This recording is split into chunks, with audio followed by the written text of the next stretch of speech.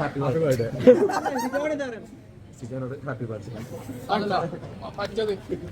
രക്ഷപ്പെട്ടാലും അങ്ങോട്ട് കേറാതെ വിടില്ല. ഇല്ല, പക്ഷെ വേണമായിരുന്നു, പക്ഷെ കുഴപ്പമില്ല. ഇതൊരു ഗെയിമാണെന്നുള്ളതാണ് ബേസിക് ആയിട്ടുള്ള സാധനം. അത് കഴിഞ്ഞിട്ടാണ് അവിടെ കഴിഞ്ഞു. അതിൽ പ്രത്യേകിച്ച് വിഷമിച്ചിട്ടൊന്നും കാര്യം. ഞങ്ങൾ ഫസ്റ്റ് വീക്കിൽ കാര്യം പറഞ്ഞു, ഞാൻ കൂടെ പുറത്തിറങ്ങി. ഞാൻ അതുകൊണ്ട് കൂടിയാണ് ഇപ്പൊ ഓടി വന്നത് സത്യം പറഞ്ഞത്.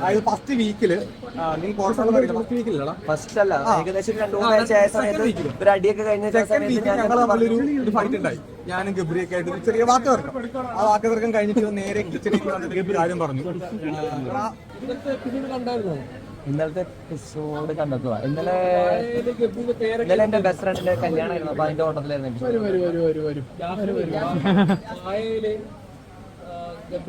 ഞാൻ കണ്ടു, അത് കണ്ടായിരുന്നു. അല്ല, ഓരോരുത്തരും അവരെ ആളുകളെ മിസ് ചെയ്യുന്ന സമയത്ത് അതിനെ കൺസീവ് ചെയ്യുന്ന രീതി പലതായിരിക്കും. അപ്പോൾ അതിപ്പോ ഞാൻ നമ്മൾ ക്ലാസ്സിൽ പോണ സമയത്ത് എല്ലാവരും പുസ്തകത്തിൽ എഴുതി മേടിക്കണത് റൊമാൻറ്റിക് ആയിട്ടൊന്നും അല്ലല്ലോ.